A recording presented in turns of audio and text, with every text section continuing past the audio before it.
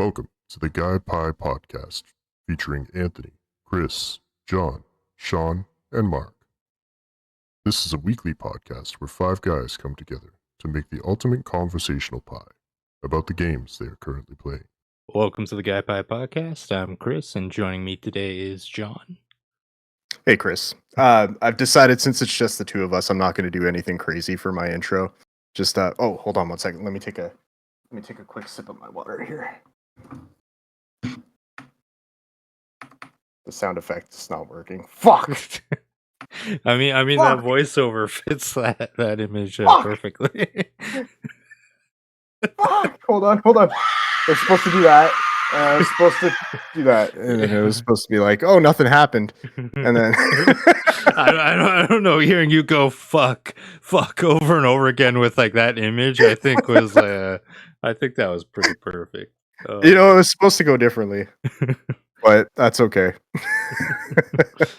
Right. I'll take it. We got a two-man setup today.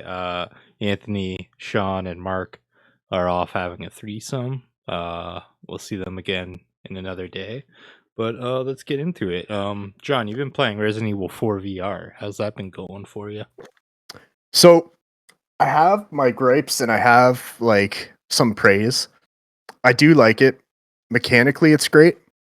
But for like so Resident Evil Village VR came out before Resident Evil 4 Remake even came out. Mm-hmm. And somehow, I don't know if they just quickly like threw the VR mode together for Resident Evil 4 Remake. But it doesn't look great. It looks okay. Like it kind of like some of the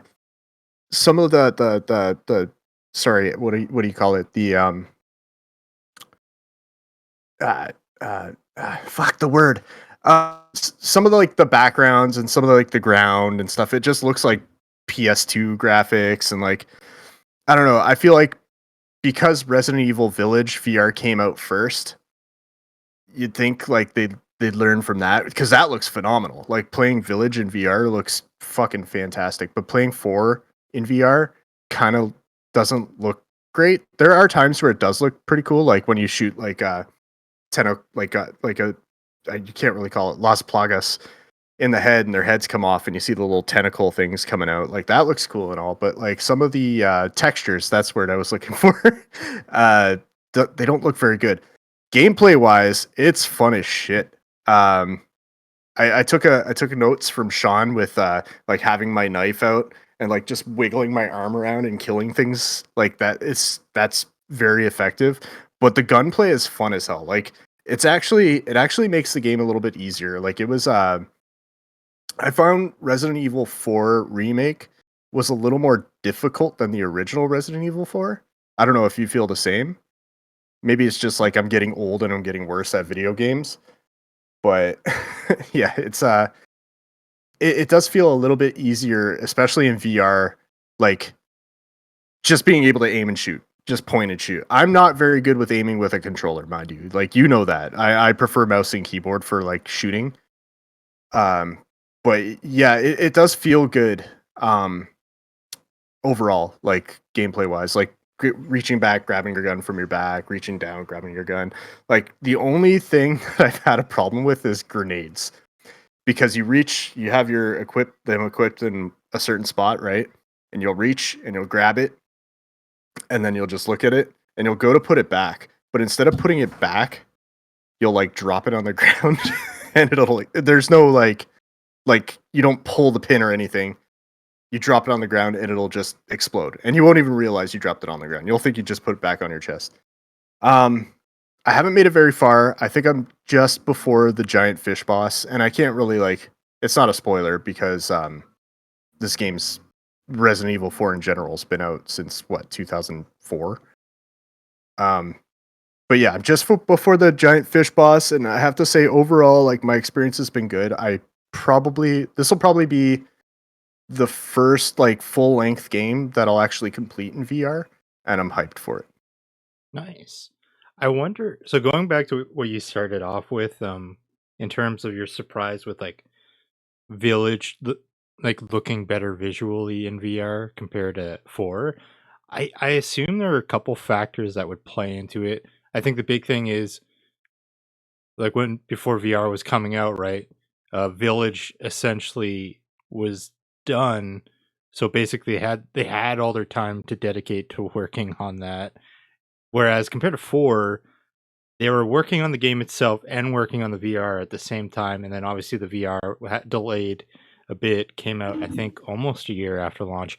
But there's another factor I think that kind of played into it, and I wonder if it was the added difficulty of translating 4 to VR because it's coming from a third person shooter to that, whereas like Village was full on first person. So like I imagine a good chunk of that foundation visually was there for them to be able to adapt it.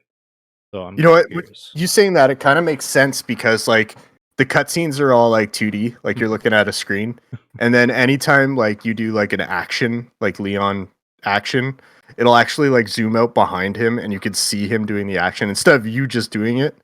So yeah, 100% that makes sense. Even like at the end of cutscenes, you'll see like how the game would transition from cutscene back into gameplay like almost seamlessly. It would be like it would zoom out to Leon like facing a certain direction, then go behind him, and like you'd start walking. It kind of does that too, but it'll just like zoom out behind Leon and then cut out, and it'll go back to VR. So you could definitely tell that they weren't working on it like at the same time. I guess it was like a last like minute decision or something. I don't know. It was in the works, but it wasn't being worked on. And it's one of those things too, right? It's a free add-on.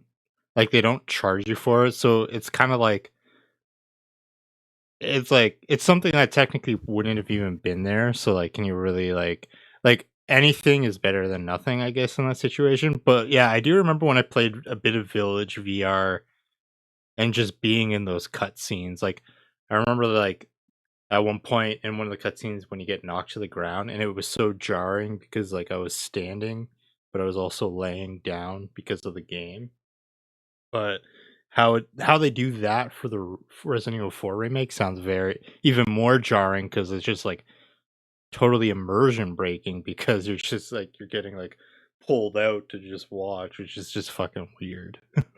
Yeah, I do think that's my main issue. And I did not finish Village in VR, but I think after I finish this one, because it is a blast, like I can look past these things. Like you said, it's a free add-on, right? Like I didn't pay anything. I bought the game, that's it. And so after I finish this, I might go back to Village VR. And I think I left off just before Dimitrescu boss fight. And yeah, I might finish it from there because like Village overall isn't a very long game. It's definitely manageable in VR. So Yeah, and there are some sections in that game that would just be full on horrifying. Like, goddamn. I love that shit, Chris. You know I love that shit.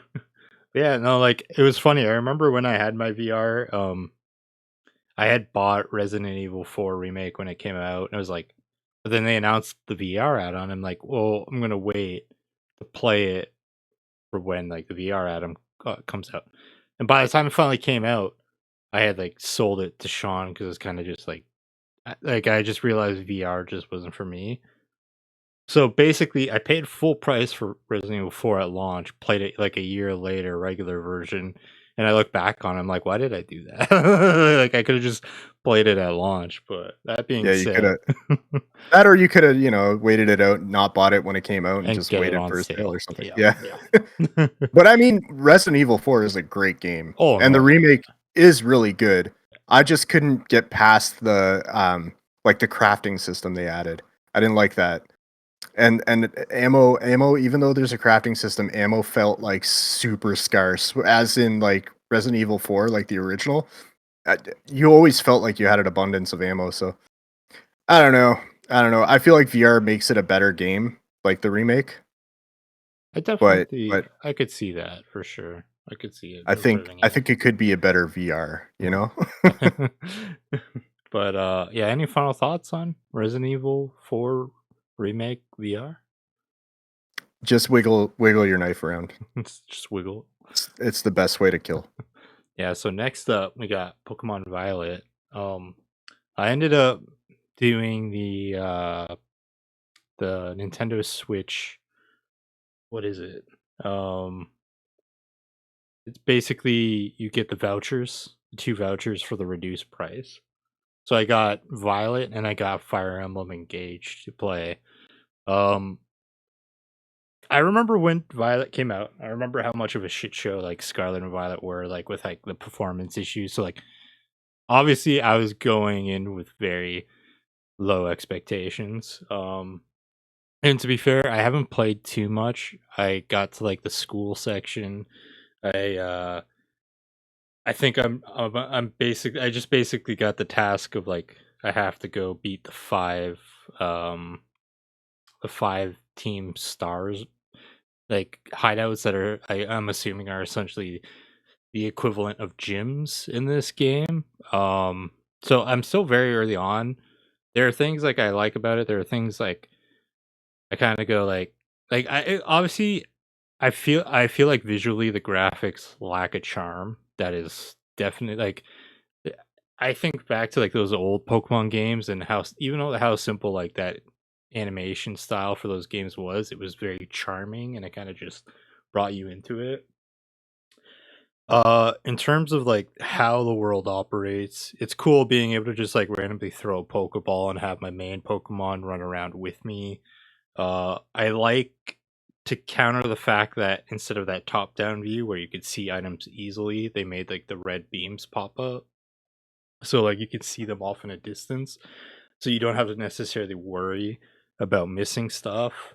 I like their approach to the legendary Pokemon in this, being introduced to it so early on and it being because like I just like unlocked it as like the travel like as like the driving kind of like mechanic. So I thought it was like an interesting approach is like past games where like you don't get the legendary Pokemon to like usually toward the end of your gym leader run or like after. um I ended up getting the DLCs because I was looking into it and one of the DLCs takes you to a new location where you can get Ekans and Arbok.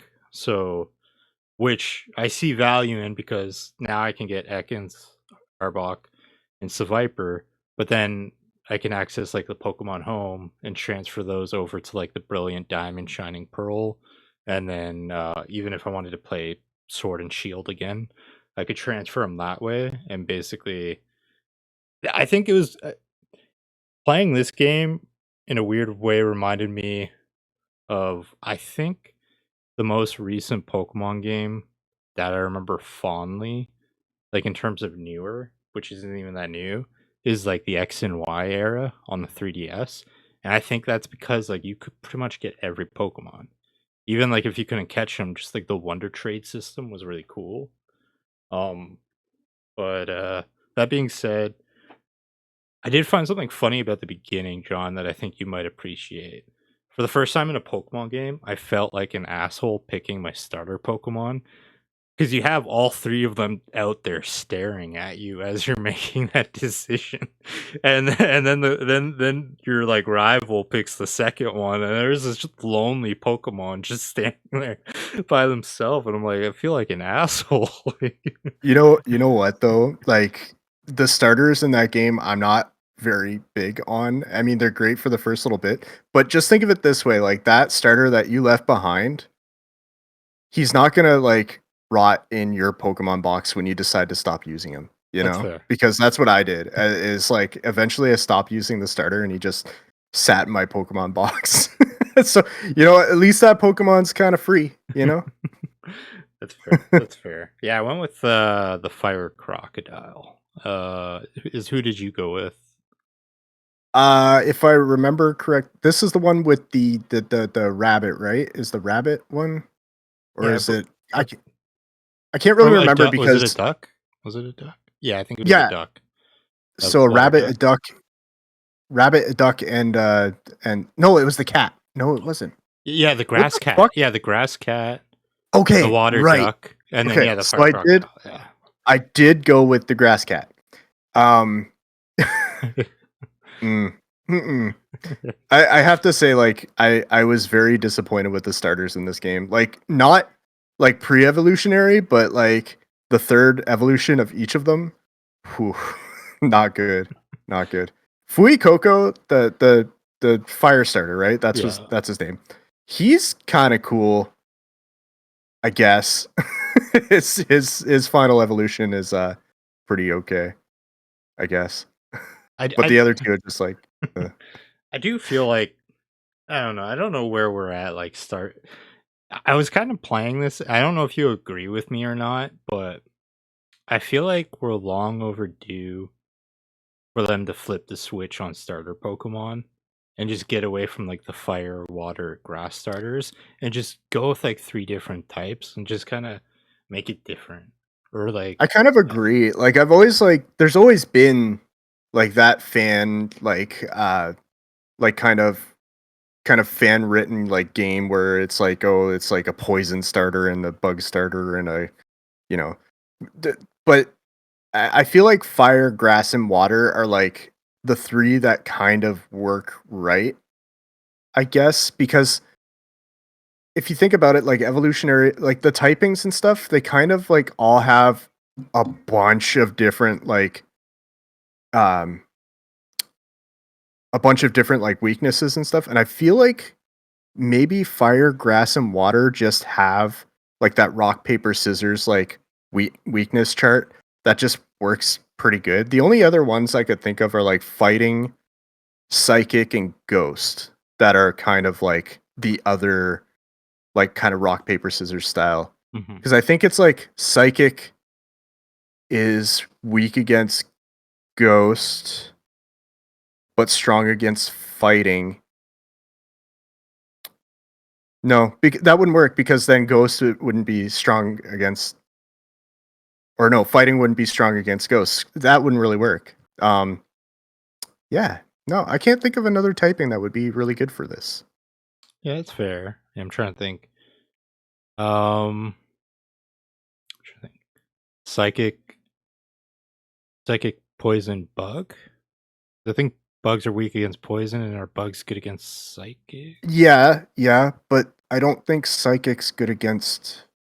Psychic is What is it? effective against poison. Is it? If I remember. Okay, 'Cause, okay. yeah, Well like then, Arbok and Seviper were always my mains, and they always fucked my day up. yeah, maybe that would work then. Yeah. Maybe a But future game we would get that trio instead. honestly, even I was kind of thinking like it'd be cool to have a Pokemon game where it's like you take that full Pokedex and you can pick your own specific starter. Obviously, like there are like things locked out of the option, like legendaries, like Pokemon that don't evolve. Like say like you could pick any Pokemon at least as long as it evolves once, and it could be like your starter. Like I don't know, playing it while I'm having fun with it. It's just I continue to see how cookie cutter Pokemon is as a franchise. Like it just which eventually I Yeah. do think I'll try Arceus because of how different it's supposed to be. Like or actually I might just wait for like the sequel they have coming out. Wait for the sequel because Arceus, as good as it was, I feel like it could be better. And I feel like the sequel, I mean, I'm not like getting my hopes up with Game Freak at all because the their Scarlet and Violet was kind of poop. And it was the second Switch main series Pokemon game. So um I feel like maybe they'll improve on it in the next one. I forget it was I forget the name of it now. I know it's like Pokemon Legends, but I can't remember. They went Legend with Z? a Legend Z Arceus or something yeah. like that? I 'Cause don't think it's it's Arceus though. I think it's like another legendary. I don't know. Wait, I'm at my computer. I know it's Why did got I just Z in there because it's supposed to be like where X and Y took place. If I remember correctly. Oh, ZA. ZA. Okay. Yes. So it's gonna be X and Y, I think. Yeah, that'll be cool. I feel like that'll be cool, and I hope they go. Wait, you played? Oh, you didn't play Arceus. Never mind. I don't want to spoil anything again, just in case. But there's a certain like story thing to the game which made it even better. So I'm hoping they do the same kind of thing in ZNA. Nice. All right. But Any Anyway, Oh, go ahead. oh, sorry. So Pokemon Scarlet and Violet, I didn't finish because I didn't enjoy it because they changed too much of the formula. Like you were saying, like Pokemon is a cookie cutter like series. They need to just like stick to a formula and it's good. The open world thing is cool, but I feel like they did it wrong because they're much like most open world games. They're just trying to fill that open world as much as possible, and it just becomes a giant like clusterfuck, almost collectathon. But instead of collectathon, it's like gym battle, this battle, this battle, this battle, this battle, this battle. Um, I feel like they should stop pooping out Pokemon games and just kind of like stop and slowly work on one, because I feel like eventually they will just make a good open world Pokemon game. And if they honestly switch to the Legends being the main series, I'd be perfectly okay with that, because Legends Arceus was fucking amazing. It was short and it wasn't that full, but it was still really good. And I feel like if they just take those games and make them the main series and add multiplayer, because they didn't really have a multiplayer, you couldn't battle your friends or anything. I feel like that could be the main series Pokemon game. That could be the thing that changes the formula enough for it to be good, but still be Pokemon. So Yeah, I hope it's at least like maybe give them like 2 to 3 more years before we even see another Pokemon, because that was the thing. There was that rapid fire succession of him. Went Sword and Shield, Arceus, or no, it went. I think it went Sword and Shield, and then I think a year or two later was Brilliant Pearl, Shining Diamond, Arceus, and then Scarlet Violet. Like within like such a short time period. yeah, And as you said, like you see that degrading in quality, at least with like the mainline games, because like with this one, when you think back to our kids playing Pokemon, the idea of like this kind of a Pokemon game was the dream, right? But it kind of feels like corporate, it just feels like, oh hey, here's something to make money and shit like that, and instead of like trying to fulfill that fantasy of like, hey, it's Pokemon and open world. and that's where Power World was just the better game, because it wasn't corporate. It was just a small team of developers making a game that they wanted to make. And Pokemon, Game Freak, they just want your money. That's all they want. They don't want to make a game. They want to make a game that you'll buy, but regardless of what they'll make, people will buy it. That's why they do what they do. But Power World, they went out on a limb and they're like, let's just make a fucking Pokemon survival game with guns, and it just worked, and it was good. And then now they're getting sued. So you could definitely tell Pokemon is more corporate. Yep. Yeah. We went from being that team we like cheered on to being like, the fuck are you doing? Like, but yeah. Any final thoughts on Violet before we move on? Just wait for the next one. Yeah. All right. Next up, Call of Duty Zombies. So I dive back into like, now that me, Chad, and Mike are on the same work schedule, we were kind of talking about zombies, getting excited for when 6 comes out. So we kind of did like a revisit to Black Ops 3, Infinite Warfare, and Cold War. Um, it's funny the different thoughts I had across all 3 games. So Black Ops 3 was awesome because the variety of maps they had toward the end of its life, because they had the whole Zombie Chronicles that had Black Ops 1, World at War maps. It had the best variety. But like when you go back and play it, like the gunplay and the movement isn't there compared to like the newer iterations. And then Infinite Warfare was really cool because they had really unique concepts. Like they had like the one map that was like a slasher film at a cabin.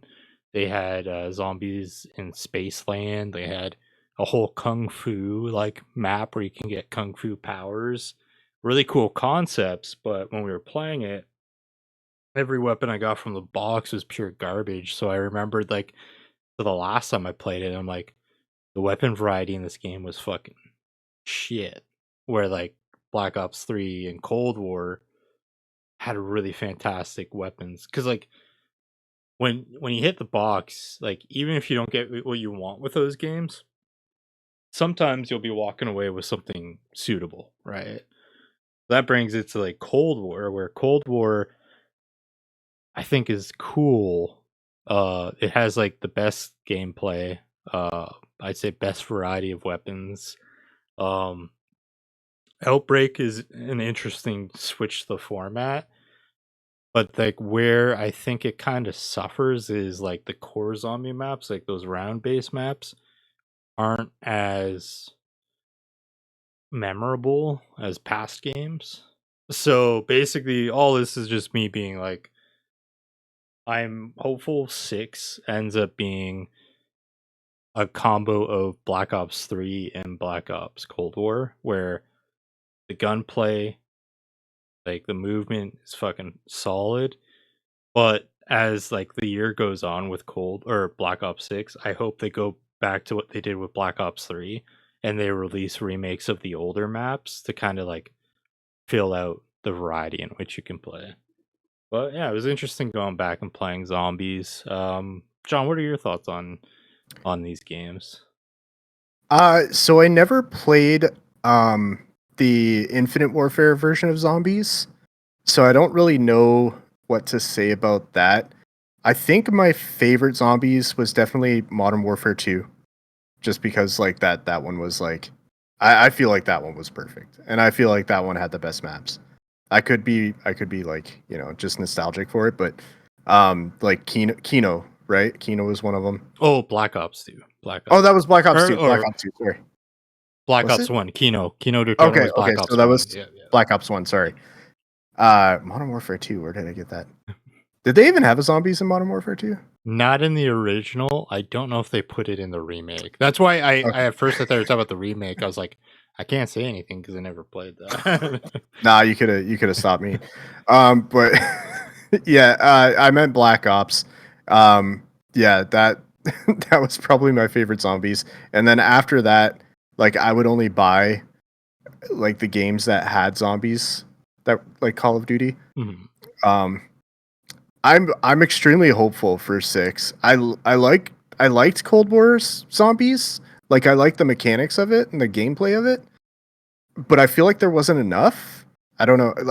I only played the one map with you guys, and I think they released more maps after, but Yeah. I don't think I played any of them. Yeah. Yeah, I'm trying to think. Did you play the one with the giant walking tree? No, Okay. All right. I think that no. was the second map that the game had. So yeah, you only played the first one. Yeah, But yeah, yeah, like I kind of said, like they weren't totally memorable. I am excited with the 6 that we're getting 2 maps right from the start because I think that hurt the experience for us with those first couple months where we only had one option to play as. Well, technically we had Outbreak, which is just basically Warzone but zombies.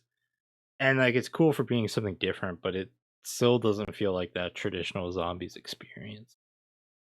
yeah. Yeah, I feel like 6 will be good. I feel like 6 will go back to the old, you know, the old feeling of zombies, the best, where you buy the game for zombies and you don't just like buy it because it's Call of Duty. Like I hope they go back to that. I hope the guns are cool. I hope the wonder weapons are good. Well, at least we know all the weapons we used during the beta, the multiplayer beta. All those will be zombie weapons. So some of those Those guns are felt solid. pretty good. Yeah. Yeah. But Yeah. I just remember like playing that one Cold War map, and I think it was just me and you. You were playing, and then I hopped in like late, yeah, and then I just kept dying and dying and dying. That's just where the kept reviving thank you Yeah. thank you Chris came from. But yeah, Um, that map was good, but yeah, there wasn't enough. it's good you never played Infinite Warfare Zombies because Zombies in Spaceland, the first map for it. So instead of a dog round, they had a clown zombie round. where it's just like a bunch of zombie clowns just running at you. Maybe just subconsciously it was they're like I just didn't want to play it because subconsciously like I somehow knew about that, but maybe I just saw like a quick little glimpse of it and I'm like just blocked it out, and then after I was like I don't want to play that. I don't know why, but I don't want to play that. Your Just gut, in your gut, psychological. you knew. Yeah. I thought you were gonna say like the monkeys because the original space one. Oh yeah, no, no. These are straight. So Zombies in Spaceland is basically like an amusement park. Yeah, Oh, yeah. okay, that makes sense. They had a really cool concept with that game too. So when you die, you go to like this afterlife that's like an arcade, and you can play games like you throw balls at like the clown teeth to try to like knock them down, and like you have like the basketball hoops and stuff like that. Again, really cool ideas, but the weapon variety just was pure trash. That like it wasn't as fun to play as, because weapons without a doubt make a big part of it. If you're not enjoying what you're using as a weapon, you're not gonna have a good time. Like, let's be real. No, but I'm down. I'm down if they add like a like fun gulag, I guess, to the new one. Yeah, I'm interested to see where everything goes with Black Ops 6 for zombies, but any final thoughts on these before we move on? give me good zombies. All right, you've been playing Cat Quest 2. Anthony, this is the one Anthony played a couple months back, right? How you been feeling with it? I love it, honestly. When I first saw it, before Anthony like talked about it, when I first saw it, I was like, "Wow, that's gonna be stupid. It's gonna be like a gimmicky like mobile type game." But now that I'm playing it, man, it is like a whole ass RPG, action RPG. Where you play as a cat and a dog, like co-op. You could do co-op, you could do solo, and there's like roles almost that you can just equip certain pieces of armor and just be a different role. Like you could be like a berserker, like melee person. You could be like a just straight up like wizard, or you could be like a white mage, like or a bard. There's even a bard, and it's fucking cool. And the fighting, it's fun. It's like it kind of reminds me a little bit of like Enter the Gungeon, where it's like you have to dodge at the right times and like you have to basically go in and out and like dodge attacks, go back, attack, and just try not to die. Um, and the boss fights have been really fun too. And the map is fucking massive. It's big. I'm shocked at this game. Like seeing this game, you would not expect it to be good, but it is. Like it's hard to like. I don't know. It's really drew me in since I started playing it. And like I started playing it a while ago, and I started playing something else and stopped playing it. And then today, my two sons were like looking for a game to play together, and I'm like, you know what? I'm gonna download Cat Quest, and I watched them play it, and I'm like, you know what? Fuck it, I'm gonna play it, and I'm gonna platinum it. Uh, and it's a pretty straightforward platinum. It's like get to level 99, get to level 80, like collect all the weapons, collect all the armor, do all the dungeons. Like that's it. It looks super simple, and I even looked at like the percentages of people that had the trophies, and those numbers are high. So I feel like because it was free, and because it was like PlayStation Plus game, and there's tons of PlayStation Plus games, I think that kind of gave me the idea to try and take advantage of all these free games and try and platinum as many as possible. So I think I'm gonna go on kind of like your journey and just try and get to 100 platinums. Just basically PS Plus games. Because I already have a few platinums. I don't have many, but I have enough to like get me started. And yeah. I think you get like stars points too, right? From platinuming games, from getting trophies, rare and up, right? So I know for sure it helps the platinums and all that help you increase your stars rank and maintain it. Because like obviously like 4 is the max for your stars rank, and at 4 you'll get the most bang for your buck. So it's like, so I think it adds up to at rank 4, I believe for every dollar you get a point. Or no, for every dollar you get 10 points. So like basically you spend $100 on a game. I think that nets you 1,000 points, which is like almost like $5 in PSN voucher, right? So I don't know for sure if it gives you points, but for sure it helps you get the most value out of your points for sure. I think it does because there was a point where I didn't even know about stars and I wasn't doing any of like the quests and stuff. And I didn't buy that many digital games. But I went into it and I had like $20 for some reason. Yeah, yeah, you would have had to spend like $400 Right. like So to I have got that. So I think trophies, and I think I read somewhere that trophies like rare and higher, you get some of those points. Okay. Yeah, I'm not honestly, sure. that would line up because I do feel like I get like a lot of points, and like granted, I do buy a lot of Yeah. stuff, but I'm often like claiming like the $5 vouchers, and like you Uh, said, like I'm on that grind to 100 platinum, so like I've definitely got a lot of high tier trophies along that way. Now that's going to be a bit of a challenge for me because like I don't have that much time because I have like kids and like you know, and then my work schedule is fucking weird. So like it's going to be a grind, and it might take me a long time, but I will get there. I'm hopeful, and hopefully these PS Plus games they keep releasing ones with like easy platinums that are at least kind of fun. Honestly, So you can even look up like just like Google like easiest PS Plus catalog platinum games and just like gather like a list of like 10 like it's like to be fair, yeah, like I know that you platinum Nobody Saves the World, right? no, I think I'm close to that though. Okay. Maybe I should go back and finish that. Yeah, because I got the platinum for that, and that one wasn't too bad at all. Yeah, I think I'm. Did I platinum it? I might have actually. I can't remember. I'll have to go back and look. But based on what you said too, like I did Google at one point like cheap, easy to platinum games, and if you if you eventually go into my trophies, you'll see one specific one I got a platinum for called "My Name Is Mayo," and it is basically banana, but you are a jar of mayonnaise. So I'm no stranger to the banana clicker genre. I I played My Name Is Mayo for like 3 hours, just clicking a jar of mayonnaise to get a platinum trophy. Not to So I'm devoted. not to sound like an elitist, right? These are just trophies we're talking about. But that's the kind of stuff I won't do for platinums. Like I wanna walk away and be like, okay, I at least did a experience to get that. I think the most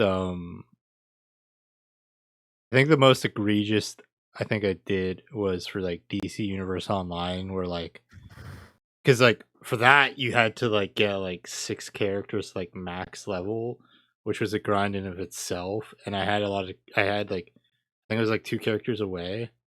And at the time I just said fuck it and bought the upgrades to level like 30 for the last 2.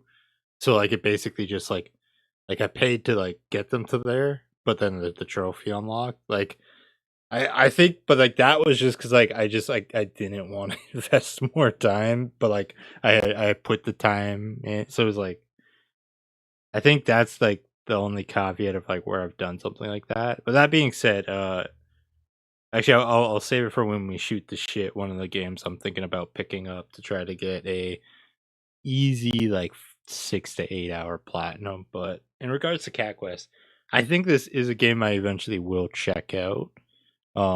Especially like easy platinum that you don't have to sink too much time into. But while being an easy platinum, it's a fulfilling platinum because you're not clicking on a jar of mayo for 3 hours. But yeah, eventually I think I'll check it out. Yeah. Yeah, it's a good game. It is a lot of fun, and I'm not saying it's going to be a short platinum because it is like an RPG, right? So it's like leveling up and stuff and grinding for those level. Because I think one of the trophies is like get to level 99. So I think that might be the grindiest one. Maybe you level up pretty quick. Like I haven't been playing very long, and I'm almost level 50. So maybe it won't be that bad. Yeah, honestly, like those have never really deterred me as long as I'm enjoying the game. Like, look at the Kingdom Hearts games. Like, each one's pretty much required you to hit 99.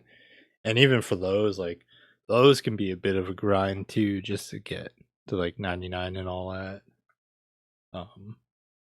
Yeah, any final thoughts on Cat Quest 2? Meow. Alright, so now we're going to do something a little differently. We're just going to kind of shoot the shit about what we've been thinking about gaming wise this week, notable things, just because it's fresh on my mind. Yeah, one of the games I'm thinking about picking up is the Patrick Star game, the SpongeBob game that just came out. It looks like it's got like an easy platinum. He was always my favorite character from the show. Like, it did not get good reviews, but like from what I've seen of it, like it doesn't look like that's what it was trying to accomplish. And even to be fair, like I think the Cosmic Shake and Battle for Bikini Bottom didn't get great reviews either. And like I love Battle for Bikini Bottom. Like I don't know. I think critics are just.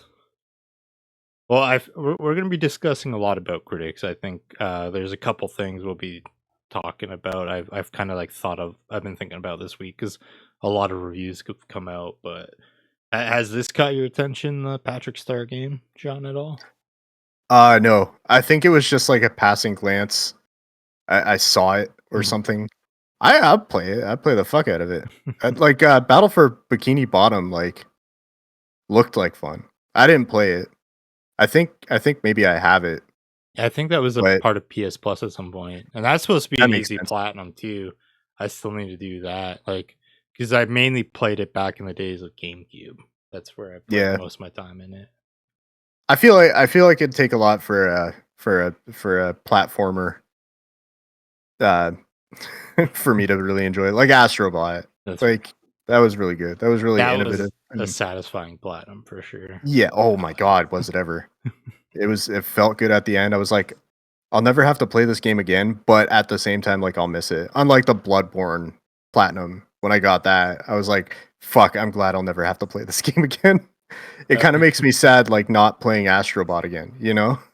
Yeah, it was me with Dragon Ball Xenoverse. I think when all said and done, I had 200 hours in because of RNG for like the last trophy. And as soon as it ended, I was like, granted the sequel was coming out at the time, but I was like, you're dead to me. Like you're deleted off the hard drive, never installed again. The Patrick Star game, is it going to be a platformer, kind of like Battle for Bikini Bottom, or is it something different? I think it's supposed to be just like an open world, like physics based game. Like I don't know what I could necessarily compare it to, but from what I've been seeing, people are saying it's not a like a platformer like Battle for Bikini Bottom. It's its own kind of thing, which kind of intrigues me as well. Okay. But yeah, I'll throw it to something we're both excited for this week. Silent Hill. The reviews came out for that, and it's doing really well. How excited are you now? Sorry, you cut out. How excited are you now? Like knowing that like stoked. They nailed the landing for it. Yeah. I love Silent Hill 2, and I think I talked about it in the podcast. Maybe it was the last episode because I think we brought up Silent Hill 2. But like the original Silent Hill 2 is what got me into survival horror games. I think it in general is what got me into like horror games and like horror movies and psychological horror, and like because it is a very psychological like game. It's Silent Hill usually is. Like the first Silent Hill is like it's like battling your inner demons. That's what Silent Hill is all about, and it's fucking fantastic. And the story of Silent Hill 2, oh my god, it's so good. And this remake looks awesome. And when I heard that it plays like the Resident Evil 2 remake, like that's what it's being compared to, is like the gameplay of like Resident Evil 2 remake. That is fucking great because the tank controls, like who uses those anymore anyways, but like the tank controls in the original game, they like back then it was okay because that was like a normal thing for games like that. But now like it wouldn't work. And the way that Resident Evil 2 remake played was just fucking phenomenal. Like it just looked good. And this one, oh my god. I can't wait to see Pyramid Head. I can't wait to see those like nasty, gross nurses, and ah, I can't wait to experience the story again. I honestly like, fuck. It's gonna wait. It's gonna have to wait until after Metaphor because I that's the next game I'm getting. But I'm definitely diving into Silent Hill 2 and beating the fuck out of it and just playing it until I get the platinum, I guess. And here we go about platinums again. If it's easy to platinum, I guess. Well, you'll be hearing from me because I've got it pre-ordered. I'm ready to dive into it. Like, I've never experienced Silent Hill 2, so things like this excite me. Like you brought up Resident Evil 2, right? Like in the later life cycle of Resident Evil, I've really become a fan of the franchise to the point where I think I'm comfortable to saying it's like one of my top 5 franchises at the moment. But so being able to like visit an iconic game like Resident Evil 2 for the first time as a newcomer for that game, but in such a well executed remake was amazing. And I'm really excited about this with Silent Hill 2 because like I've heard you praise it. I've heard everyone praise the game. I've always wanted to experience. I don't want to cut you off. Do you know anything about the story at all? No, because I won't spoil anything. But yeah, I know the story. nothing. The story is the best part of the game. Like the gameplay, I'm sure in the new one is going to be fucking phenomenal. But even in like the original, the story was worth those tank controls. It was worth the shitty fucking puzzles I had to do. Like it was worth it because when you get to the end of the game, you're just like, yes, oh my god, what the fuck, and it's so good. You're gonna. I'm excited for you to play it for the first time. Like I'm like on the like. You see me getting up? Like I'm fucking excited. That's the thing. A week from now, I can't wait to see like. I can't wait to discuss about how I'm feeling about it. But like, no, like, I'm just. I know a lot of people like crap on remakes and stuff like that, but like, there's a purpose for these things, and it's like a purpose. This is like a perfect purpose for here, and this is why I'm very hopeful the Star Wars Knights of the Old Republic remake isn't fully canned because it's like those are it's such a well-written game that so many people can't go back to and play because like you said with Silent Hill 2, like the controls just aren't there in today's standards. So like to be able to take that fresh new coat of paint on it, make it look good, but make it feel good to play, like I can like we ragged on remasters right like last week, right, with the opening with right, which is justifiable. Like that's too soon for like a remaster for something like that. But remakes like these are, I think, truly needed. Like these are good things in my opinion. You saw how excited I got when you like I was saying like, oh, I can't wait for you to play this. I want people to play the games that I grew up with, and they aren't like super accessible. Like I want to be able to go back and play the games that I grew up with. And Silent Hill 2, perfect choice for a I can't even say remaster, remake. Like just I want like even Final Fantasy 7, like perfect choice because people need to experience that shit, even if it is a little bit different. Like I want them to get the feelings that I had playing these games. Like, and I want to play these games and have the feeling that I had when I played these games when I was younger. Like, and you're right, tank controls, they suck. Like, you're not going to go back and play Silent Hill 2 now. Like, maybe the closest thing you'll get to like a really good Silent Hill game that is like not dated. Really, it is kind of dated, like graphically and stuff. Is The Room, Silent Hill 4, which is pretty good. Like, it's not my favorite Silent Hill game, but like 2 just needs to be experienced. It needs to happen. So this is good. Yeah, I can't. I'm excited. And like it sucks too because like it comes out Tuesday, and Tuesday is also the start of like the Revenant episode for Destiny, and like for the first time in a long time I'm excited about diving back into that, but now it's like back to full-time work. It's the balancing act, right? I think my main priority is going to be when Tuesday hits. I'm going to do Silent Hill because like that's something completely fresh for me. I'm gonna like, well, if I got the energy, like I'm gonna try to get at least a couple hours into that and just kind of get that rolling. Because I wonder how long was the original game? It wasn't that long. Yeah. Like it was long enough. Like it was. I want to say it's like the perfect like length Yeah. for a survival horror game. Okay. You know what, Chris? Though, treat this game like you're watching a show. Yeah. Maybe Like, like you an know? hour a night kind of thing. Yeah, like, yeah. Do it. Yeah. Because I do believe the original was chapter based and you kind of like finish off on chapters and stuff. Okay. I can't remember if it was exactly, but it does kind of have that like feeling to it. So I feel like you'd be perfectly fine with like just throwing it on for a couple hours, like just playing up until a certain point, stopping, and then doing your Destiny thing. Like savor this game, Chris. Savor it. Yeah, honestly, that's probably a good idea now that you mention it, because like that solves my dilemma. And also, like the next game I have coming out, I think Dragon Age comes out, I believe, before Black Ops.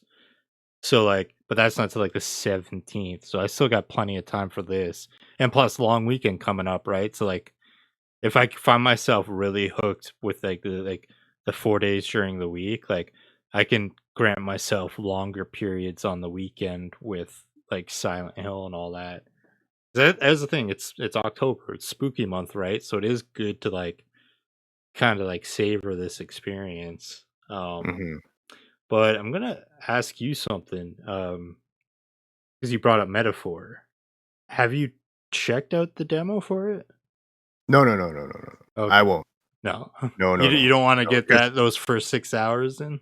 No. I want to be able to just start the game and just keep going Okay, that's because fair. That's fair. yeah, it's coming out next week. I don't have to like wait that long, you know. Mhm. I might because like I couldn't pre-order it from where I wanted to pre-order it from because I was too late.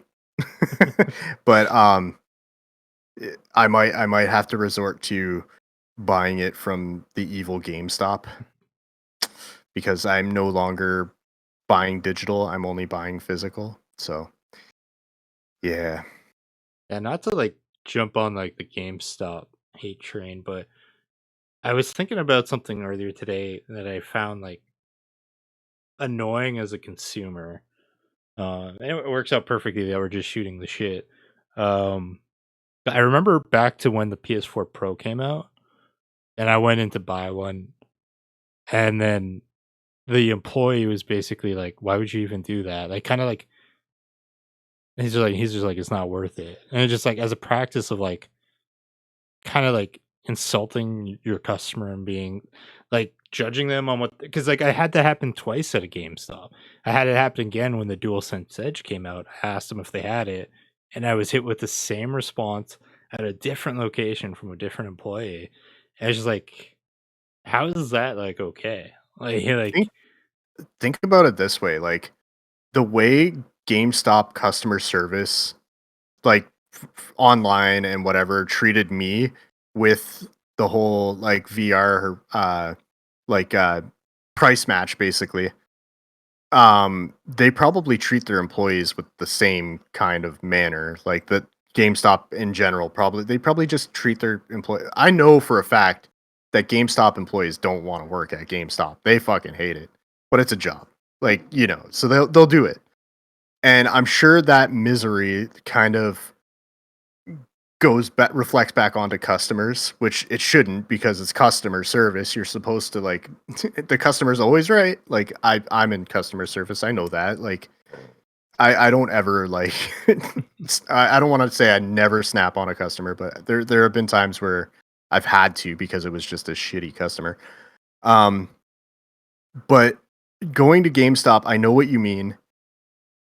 One of the employees was standing. It's when I went to buy Astrobot. One of the employees was like standing on the opposite side of the counter, and I was like, "Can I get a copy of Astrobot?" Blah blah blah blah blah. And they're like, "I don't know if we have any." Like the person behind the counter, and then the employee that was standing on my side of the counter was like, "Oh, look at this! This is typical AAA games on the first day." Blah blah blah. It's like, what do you like? What are you guys doing? Are you trying to lose a customer? And they had it. They ended up having it, but I could have easily just been like, "Fuck it, I don't want it," and walk away and go get it somewhere else. Mhm. Like, you know. That's fucking And the weird. thing is too, like they're employees at the mall. I'm not gonna say which mall. I feel like people in the podcast know where we're from, but like I don't want to dox or anything. But that like at the mall, their employees are like I feel like 19, maybe 20. Like so they're immature and they're like I don't know. They just treat it like it's just to get them through school. So they'll treat their customers with whatever disrespect they want and blah blah blah. I don't know, man. I hate GameStop. I hate it so much. I will say I did have like a bright spot of like recently when I got the Switch Lite. When I called ahead, they're like, "We have it," and I went in. The lady at that location, not the mall one, very nice.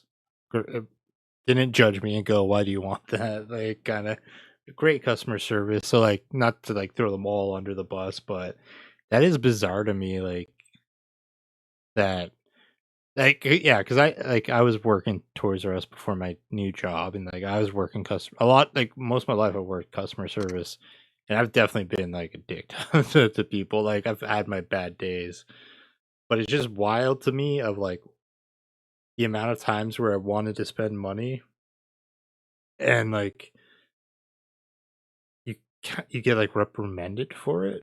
All right, but yeah, moving on back to games. What's been on your mind this week? Like, what have you been thinking about? Not much to be honest. Like Silent Hill 2 has definitely been on my mind pretty heavy this week, and Metaphor has definitely been on my mind pretty heavy this week. More so anime has kind of been on my mind a little bit because Dan to Dan was just released this week. And I know it's a gaming podcast, but You're I good to kind of talk want to about talk it. about it. Yeah, you're good. Um I wanted to watch the first episode yesterday and I had no idea what to expect. It is not definitely not suitable to watch when when your kids are awake because yeah, it gets pretty racy.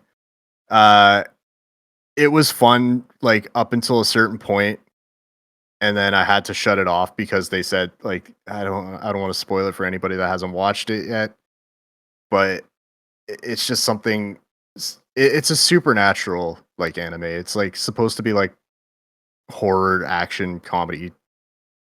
But like there's a ghost, it just she's extremely old and she says and it's not bad what she's like it's not absolutely horrible what she said. You know what? I'll say it. She said and exactly like this, but in Japanese. I'll let you suckle on my teat, and then I'll gobble your weenie. Like those words exactly. That was the subs. I'm gonna clip that and make that a clip. I'm gonna remove like the "this is what she said" and just have you say that. And as soon as that happened, thankfully, like my son can't read, That'd have been but a I was fun like, you know what, conversation. I can't have this on right now. You're gonna clip what I just said. Come on. 100%. 100. All right, all right. It's the Sean gave me a handy all over again.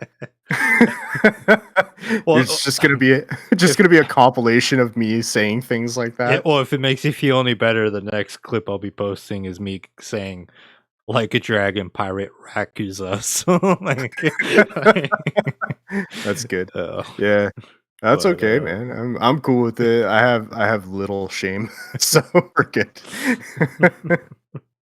But yeah, that anime has been on my mind, and I just want to watch it, and I will watch it, and I want to talk about the theme song and how fucking good it is, because the same artist that did Mashal season 2, Creepy Nuts, they did this, and even if you're not into anime, Chris, just go on YouTube and search Dandadan opening and watch it and okay. listen to the music and tell me it's not fucking dope. It is so good. It's so good. I have it on my playlist, my Spotify playlist now. I blare it. I'm shameless. I have my windows rolled down blaring anime openings while I'm driving down the street, just loud as fuck. I don't care. But this song, it's so good. Check it out. Listen to it. I wonder if I could splice that together where I have you saying we're windows rolling down, blare it out, and then just instead of the song, I just splice in you just saying that quote from the show. Here, I'll give you something else. Ready? And I shout out of my window. There you go. You got something there. All right. All right. So anything's possible with editing. Yeah, so that was a fun little section just to shoot the shit. I figured with just like the two of us, like we would go through the topics quicker. And as much as like I love Destiny, like I know it's not like a topic you're gonna be like well versed in. And I figured if we just like condense a bunch of little topics together, like I think we could get more value out of it. And we did manage to talk about a good chunk of stuff. We got deep. Yeah. We were talking about GameStop. We're talking about Silent Hill. Good talking stuff. About Goose, which I feel like maybe we should kind of be careful with. Yeah, that's why. Yeah, that is true. But maybe we should bleep out the names of the places that we're talking about. Did we say the full name to it? We said what it is. Yeah. Oh, okay. Yeah. That's okay. Yeah. It's not going to be a long episode to edit, so we'll just do a timestamp right now, and then go back about 5 minutes. Yeah, I'm gonna make a mental note just so I wouldn't have had much to say about Destiny, to be honest. So yeah, which is why I kind of lean more toward just doing this. There'd have to be something like extremely life changing in Destiny, or something you guys really want to do that you need another person for to get me back into Destiny, because I just don't have time for Destiny. You know what I mean? No, that's fair. That's definitely fair. Yeah. All right. So final topic, John, and then we're out of here. So out of all the consoles you've owned, what was your least favorite? So, least favorite, not necessarily because it was bad, but it's probably Wii U. And I did like Wii U a lot when I had it, but there's a lot about it that makes it my least favorite, because as good as some of the games were for it, there wasn't that many. There it was really like just a few gems here and there. I feel like the hardware was just like not really accessible to developers. So, and it was pretty new at the time with the dual screens and stuff. I know they did it with the DS, but like it was a little bit different here, right? Where you could just switch, like you can just play the game on your controller. And I mean, they did it with Switch, but they did it right on Switch.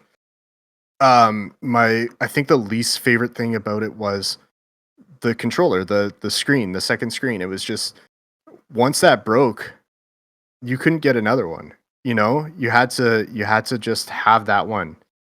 You could probably find one on like eBay or secondhand, but they came with the console. That was it. You can just go and buy like a Wii U controller, And I had that problem where age happened to my Wii U, and eventually the controller just wasn't like connecting properly, wasn't like charging properly, so it kind of like just shit the bed, and I just wasn't able to. My Wii U was basically a brick in my house. That's it. And I had no shame throwing it out either. Like I was just like, maybe one day I'll sell it. No, I was just throw it out, and I did. It was a Zelda edition too. Like it was like pretty. Like the controller had all the gold designs. It was from when Wind Waker HD came out. And yeah, it's heartbreaking, but like it was a pretty shitty console overall. Yeah, that was one I was definitely leaning toward, but I had a feeling it would be yours. So if like, when I do think about it, that moment of being able to play Wind Waker was enough for me to justify it over. I think my least favorite console that I ever owned would be the Xbox One, because when I think back to having the Xbox One, I picked it up to play with my friends who didn't have PlayStation. So, because it was back before we had access to crossplay and all that, where you could play with whoever you wanted. So my literal only use out of it was to play with people at the time. I think it was like before Chad got like PlayStation, Alex got PlayStation, Mark got PlayStation. So it was literally a device I just had to play with people, but like I wanted to play on PS4. Because like even when I think about say the Xbox Series X right now, I still put it over this one because I found value in the Series X as my movie device, because like the one thing I will give credit to Xbox is like way back PlayStation got rid of like their movie and TV store. So Xbox still has it and they tend to have really good deals on like UHD versions of movies. So I use that as my go-to, like I bought a year back like all the seasons of like the Mighty Boosh on my Xbox.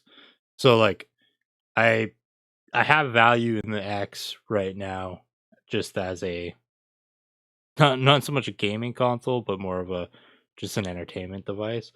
Whereas the one, I just I don't know. I can't really think back on it and be like, I'm glad I had it. That makes sense, but yeah, because Yeah, like I mean, I've never PS4 been was an prime. Xbox. Like it was Yeah, fucking. I wanted to spend most of my time on the PS4, like all pretty it much makes all the time. sense. Yeah, like I think Sean had the original Xbox, and I played on his once in a while, but not really much. And then I did sell my Wii when I had a Wii. I sold it to get a Xbox. What was the one? Red Ring of Death. The Oh, Xbox 360. 360. Yeah, and that didn't last long. Like I had it, and I played I think like Tales of Vesperia on it, and then ended up trading it and getting a, a PlayStation 2. So yeah, I get what you're saying with Xbox. Xbox One, I don't really have the experience with, but I definitely get what you're saying with that one too. That's the thing, like I am nostalgic when it comes to like the 360, because like I think the 360 had the advantage of I I was priced out of PS3 at the time, so I went the 360 route, which worked out because like me and Mark built up our friendship of playing like chilling at high school and then going home and playing games like Gears of War and stuff like that. I got a lot of really good experiences out of the 360 Mhm. to the point where I would put it like in my like top 5 of like nostalgic consoles that I like appreciate. But yeah, like post 360, like Xbox has just been in this place where I need a good example of this is like with like the Switch as of recently, right? Like I need reasons I need something to like pull me out of the PlayStation ecosystem. Like one of the things I've been really enjoying is every night, weeknight before I go to bed, I'll just kind of unwind like 30, 40 minutes on Animal Crossing and just chill because it's like nothing too crazy. And I'll have like New Girl on TV and I'll just be playing Animal Crossing and just it's relaxing, right? Like It it's it giving me really those is that kind of reasons. game. Yeah, Yeah, exactly. Like it's this Switch is giving me those reasons to step away from that ecosystem where like the Xbox I've tried with like their exclusives, but it just hasn't been doing that. I feel like Xbox is like hardcore gamer console. It's like, yeah, you're gonna play a fucking shooter and you're gonna fucking like it. Where you're gonna relax after work? Fuck no, you're gonna scream at somebody on Call of Duty. I feel like that's what Xbox is, and I feel like that's what Xbox like leans towards. Like, don't relax, fucking shoot a guy. I'm hopeful like eventually like I'm hopeful Fable lands, Avowed lands, Indie lands to where like big picture I see more value out of my Series X, but hard to say, like especially after like the DLC for Starfield just not do well. Like, I had no hopes for that. yeah. I was considering like giving it another go around for that launch, but yeah, seeing how rough that launch was, I think I'm gonna not worry about it. Yeah. All Take a right. lot for Bethesda to win me back.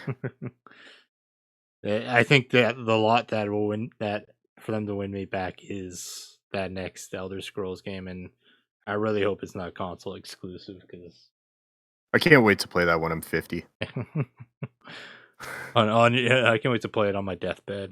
Just Yeah. What's your final wish, Chris? I want to play Elder Scrolls 6. took an arrow to the knee.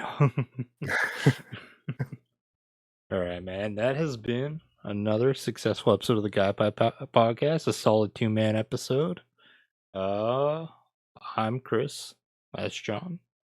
I have no outro. The intro is vital to my outro, so I kind of fucked that up. Yeah.